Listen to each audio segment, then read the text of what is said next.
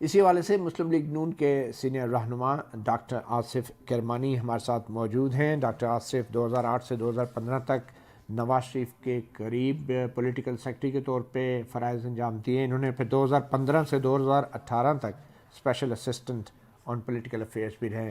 Doctor Asif करमानी senator, बहुत शुक्रिया आपका सहाफ़ी प्रोग्राम को वक्त देने का। सबसे पहले तो ये बताएं सर कि नून लीग की हुकूमत और पीपल्स पार्टी के वज़ीर बनने जा रहे हैं और ये कितने जल्दी हम इस ऐलान का एक्सपेक्ट कर रहे हैं? बिस्मिल्लाहिर्रहमानिर्रहीम। शुक्रिया मतीउल्लाह साहब। गुजारिश ये है कि आपने ठीक फरमाया कि ये आपस में जो इस वक्त बैठकें लग रही हैं, ये इसमें जो मामलात हैं जो नज़र आ रहा है उसमें जो ज़ाती पर्सनल गेन्स हैं या जो ज़ाती मफादात हैं उस पर मुझे लगता है कि ज़्यादा कोई तवज्जो दी जा रही है। नेशनल इंटरेस्ट जो है उस पर मेरा ख्याल है कि वो अभी भी हमारे मद्देनजर नहीं है, विच इज़ वेरी अनफॉर्चुनेट। या पीपल्स पार्टी पे इल्ज़ाम लगा रहे हैं या नून लीग पे? मैं ये कह रहा हूँ जी कि इस वक्त पाकिस्तान के जो रियल इश्यूज थे और जिस किस्म का मुनक़सिम मैंडेट आया है उसके बाद तो होना ये चाहिए था कि बजाय अलग-अलग सर पकड़ कर बैठने के तमाम लोग सर जोड़ कर बैठते और जो पाकिस्तान के रियल इश्यूज हैं, जो कॉमन मैन का इशू है, गरीब मिडिल क्लास का, जॉबलेस जो आपका मिडिल क्लास का यूथ है, उसके लिए आप कोई आगे बढ़ते और एक जल्दी से किसी ना किसी कंसेंसस पे पहुंचते। अब देखिए ना, आगे आईएमएफ वाले आ रहे हैं और क्या मैसेज जा रहा है वर्ल्ड को कि इनका अपना हाउस इन ऑर्डर नहीं है, ये लेने देने, ये मेरा ये तेरा, उस चक्कर में हम पड़े हुए हैं। मैं माफी से बड़े माजरत से अर्ज कर रहा हूँ, आप नून लीग की बात कर मैं रहे ये हैं ना, समझता हूँ, आपकी अपनी पार्टी जो है ज़ाती मफादात की तरफ तरजीह दे रही है, आप ये कह रहे हैं?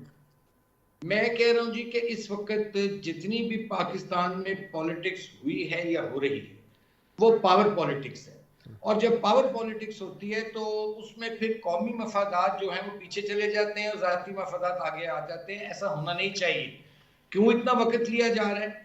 लोग जो उनसे हैं, अवाम का ये आलम है कि इलेक्शन हो गए, लोग एक बेहतरी की तवक्को कर रहे थे, लेकिन हमारी ये सूरत हाल है आज तमाम पाकिस्तान कि वो आसमान से गिरा और खजूर में अटका हुआ है। तो मैं समझता हूं कि इस वक्त ये लीडरशिप का इम्तिहान है कि हमें अपने अपने जाती जो हमारे खौल हैं या हमारी अनाएं हैं उनसे हमें बाहर निकलकर सिर्फ और सिर्फ पाकिस्तान का सोचना होगा और पाकिस्तान के अवाम का सोचना होगा। तो करमानी साहब ये तो आप एक टेक्नोक्रेट की ज़ुबान बोल रहे हैं, क्योंकि आपने इलेक्शन तो लड़ा नहीं है और शायद आपने लड़ना भी नहीं था, तो इसलिए आप एक सेनेटर और एक टेक्नोक्रेट की तरफ पावर पॉलिटिक्स को देखते हैं। हालांकि ये इतनी बुरी नहीं होती और ये एक सियासी अमल का हिस्सा है, मुज़ाकरात करना, निगोशिएशन करना। बट एनीवे, ये तो सिर्फ उन लोगों को ज़्यादा अंदाज़ा होता है पॉलिटिक्स का जिन लोगों ने वोट लेने होते हैं। आपने कभी इलेक्शन नहीं लड़ा है? सच मैंने इलेक्शन लड़ा ज़रूर नहीं है, लेकिन मैंने इलेक्शन जो है उसकी कैंपेन भरपूर की है। मैंने लोगों के लिए इलेक्शन लड़ा है। मैंने गिलगित में इलेक्शन लड़ा पार्टी के लिए, अल्लाह ने कामयाबी दी। मैंने हरिपुर में इलेक्शन लड़ा, पीटीआई की गवर्नमेंट थी वहां 2015 में, उनसे हम सीट छीन कर रहे हैं उनकी। चलें, अच्छी बात है। आपका एक्सपीरियंस नहीं, आपका एक्सपीरियंस काफ़ी है। अब ये बताएं, नून लीग की मजलिस आमला किधर है? पीपल्स पार्टी की भी सेंट्रल एग्जीक्यूटिव कमेटी की मीटिंग हो रही है, इवन के जमात इस्लामी की हो रही है, पीटीआई की मीटिंग होती है, ये नून लीग की मजलिस आमला किधर है? चंद लोग बैठ के फैसले कर रहे हैं, कभी मरी में, कभी रायवन में। ये होना तो ये चाहिए कि जैसे मुस्लिम लीग में एक मिसाल थी कि कायद आज़म कोई भी फैसला करते थे तो वो सेंट्रल वर्किंग कमेटी से पूछे बगैर नहीं करते थे। आइडियल सिचुएशन और आइन के मुताबिक तो कोई भी फैसला अब क्या हो रहा है? खासतौर पे जो कौमी इशू है उस पर वर्किंग कमेटी को कॉन्फिडेंस में लेना चाहिए। सही, क्यों नहीं हो रही मीटिंग सेंट्रल एग्जीक्यूटिव कमेटी की, नून लीग की? ये तो इसका तो जवाब जौन सा है, हम तो चाहते हैं हो ताकि मैक्सिमम मुशावरत हो, लेकिन इसका जवाब जो है वो क़यादत या फिर पार्टी का सेक्रेटरी जनरल दे सकता है। अच्छा, अब ये बताएं क्यों नहीं की जाएगी? नहीं, ठीक है, आप ये बताएं कि नवाज शरीफ साहब जो वापस आए हैं तो एस्टैब्लिशमेंट से क्या डील हुई है उनकी? देखिए, मैं इसको डील नहीं कहूँगा, जो भी हुआ है कि आप डील ना कहें, लेकिन कुछ हुआ ज़रूर है, तो वो बता दें क्या हुआ है एस्टैब्लिशमेंट और नवाज शरीफ के बीच। आप उसको डील कह रहे हैं, लेकिन मैं समझता हूँ कि मियां साहब के बाद पाकिस्तान 2018 से बिलखसूस जिस तरह बतदरीज माशी तौर पर भी और एक बड़ी तेजी से नीचे की तरफ गया, और उसके बाद लोगों को रियलाइज हुआ कि कम से कम नवाज शरीफ का जो दौर था 2013 से 17 और 18 तक, उसमें पाकिस्तान में महंगाई भी कंट्रोल में थी, इतना कोई लोग अफरा तफरी भी नहीं थी, कोई मायूसी नहीं थी। एस्टैब्लिशमेंट का किरदार कैसा देखते हैं मियाँ साहब की वापसी में? मस्बत था या क्या? मुझे ये बताइए, मुझे ये फरमाइए कि इस्टेब्लिशमेंट का किरदार कब नहीं आपने देखा पाकिस्तान? नहीं, यही पूछ रहा हूँ ना, मस्बत था, मनफी था, कैसा तो था? है नहीं। आपके ख्याल में मस्बत किरदार था आने में, वापस आने में, या क्या था?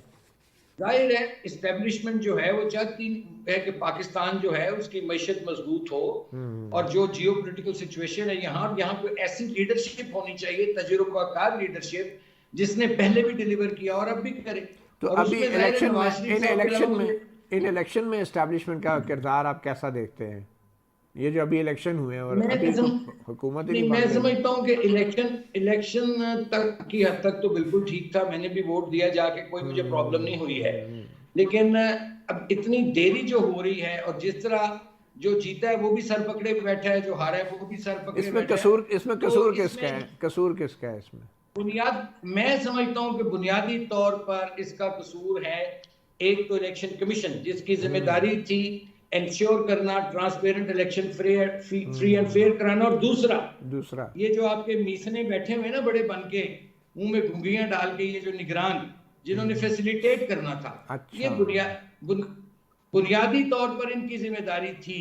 और अगर इलेक्शन में कोई मामला हुआ है, क्योंकि देखिए ना, सिंध, बलोचिस्तान, केपी, वहां एहतजाज हो रहे हैं और लोग बाय एंड लार्ज इस इलेक्शन को तस्लीम नहीं कर रहे, और ये एक मुतनाज़िया इलेक्शन की बदकिस्मती से शक्ल इख्तियार ये किसके खिलाफ एहतजाज, ये किसके खिलाफ एहतजाज हो रहे हैं? देखिए मुख्तलिफ है। अच्छा, कुछ लोग कर रहे हैं इलेक्शन कमीशन के खिलाफ एहतजाज, कुछ लोग इस्टेब्लिशमेंट को समझते हैं कि जी ये शायद उनका भी इसमें कोई किरदार हो, तो एक डिफरेंट वेरी कर रहे हैं ये फ्रॉम प्रोविंस टू प्रोविंस। अच्छा, आज आपके जो सेनेट है, आपका ईवान, क्योंकि आप भी उसके मेंबर हैं और आप भी शायद अब रिटायर होने वाले हैं, तो उस ईवान में जो धांधली के हवाले से कुछ बातें वो आपको सुनाते हैं और फिर आपकी तरफ आते हैं। ये जो इलेक्शन 8 फरवरी को हुआ है, धांधली की जितनी भी किस्में हैं वो हमने इस इलेक्शन में देखी। इलेक्शन कमीशन ऑफ पाकिस्तान अपनी दस्तूरी जिम्मेदारी पूरी न करने पर माफी मांगे, चीफ इलेक्शन कमिश्नर मुस्तफी हो, उसके खिलाफ कॉन्स्टिट्यूशन के आर्टिकल 6 के तहत कार्रवाई की जाए। ऐसी धांधली ज़दा इंतखाबात के नतीजे में क्या मुल्क में सियासी इस्तेकाम आएगा? क्या मुल्क में मुआशी इस्तेकाम आएगा? मेरा तो पुरजोर मुतालबा है कि चीफ इलेक्शन कमिश्नर को गिरफ्तार करके इनके खिलाफ आइन शिकनी का मुकदमा चलाया जाए। तो आप क्या कहते हैं, इलेक्शन कमिश्नर को इस्तीफ़ा दे देना चाहिए, आइन शिकनी का मुकदमा भी दर्ज होना चाहिए, इस आपके ख्याल में ये होना चाहिए? देखिए मती भाई, बात ये है कि जहां इतनी आवाजें उठ रही हैं, इसका मतलब है दाल में कुछ काला है। अब वो कैसे उसको, असल मसला है कि इस वक्त क्राइसिस है जो बंद गली में पाकिस्तान आ गया है, उसको इससे बाहर निकालना है। और इसका बेस्ट हल ये है कि जो ये चीफ इलेक्शन कमिश्नर, जैसे मैंने पहले अर्ज किया, कि उनकी टोटली जिम्मेदारी और निगरान हुकूमतों की, चूंकि इनके दौर में इनके नाक के नीचे हुआ है जो कुछ भी हुआ है। अच्छा। और इनको चाहिए या तो आकर सारा उसको बताएं, एक्सप्लेन करें, और इस तरह वो खामोश बैठे हैं, एक प्रेस रिलीज कभी जारी कर दी, कभी कुछ ट्वीट कर दिया, इस तरह मामला हल नहीं होते। तो आप कहते हैं इस्तीफा दे देना चाहिए? आप कहते हैं इस्तीफा दे देना चाहिए? नहीं, मैं इस्तीफा नहीं कह रहा, लेकिन इसकी छानबीन जरूर होनी चाहिए अगर कहीं गड़बड़ हुई है। दूसरी बावजूद इसके के नून लीग को इस इलेक्शन में काफी हद तक फायदा हुआ है, फिर भी आप कहते हैं ये दाल में कुछ काला है।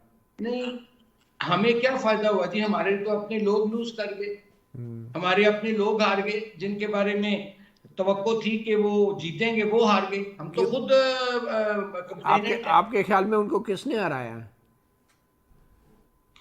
देखिए जी, कुछ तो एक जो थे ना, कुछ लोगों में इस वक्त एक जो फैक्टर था जो हमने इग्नोर किया, जिससे हमने अपने आप को डिस्कनेक्ट रखा, कि जो पढ़ा लिखा मिडिल क्लास का जो यूथ था, उसने इस इलेक्शन में फर्क डाला है, और खवातीन खुसूसन। ठीक, इसका मतलब ये है जो इलेक्शन तो लोग फेयर हुए election- ना, फेयर इलेक्शन तो वोटरों ने हराया ना, अगर हराया आपके लोगों को, किसी और ने तो नहीं हराया। आप कह सकते हैं, आप कह सकते हैं कि जो ये स्प्लिट मैंडेट आया है, ये अवाम की तरफ से, मैं तो समझता हूं कि एक सजा है। और मनी पॉलिटिक्स जो थी, ठीक जो है। पैसे की सियासत वो है, हर उसके इलेक्शन में खिलाफ होती है लोगों ने करमानी वोट साहब, किया है। मनी पॉलिटिक्स हर इलेक्शन में होती है। ये बताएं, जनरल बाजवा के थोड़ा सा दौर की तरफ चले जाते हैं, उनकी एक्सटेंशन कैसे हुई थी वो ज़रा क्विकली बता दें। आप तो बड़े ऐनी शायद हैं बड़ी बातों के।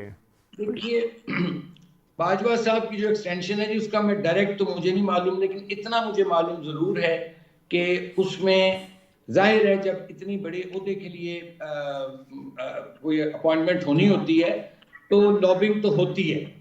और जैसे राहील शरीफ साहब के दौर में भी उन्होंने तो नहीं की, लेकिन कुछ और लोगों ने की थी। इसी तरह बाजवा साहब ने भी लॉबिंग जरूर की होगी, नहीं, जो कि नहीं आपसे होनी चाहिए। आपके नॉलेज में कोई चीज़ नहीं है क्या? नवाज शरीफ साहब ने जो नहीं हामी है। भरी, उनको अंधेरे में रखा गया था या नवाज शरीफ साहब की मर्जी से हुआ? किस कौन सा ये बाजवा बाजवा साहब साहब की की, अपॉइंटमेंट? जी जी, एक्सटेंशन जो थी, एक्सटेंशन उनकी मुद्दत मुलाजमत। एक्सटेंशन मैंने कहा, अच्छा मैंने कहा अपॉइंटमेंट की बात नहीं नहीं, कर, एक्सटेंशन। एक्सटेंशन। हाँ, बिल्कुल जी, जो मियाँ साहब एक्सटेंशन की हुई मर्जी थी, से हुई। मियां साहब को रजामंद किया गया था। ठीक, यहाँ से जब आपको याद होगा, लोग गए थे, कुछ लोग यहाँ से जहाजों में बैठकर, वो मियां साहब को रजामंद किया गया था। मतलब उन्हें मजबूर किया गया मियाँ साहब को।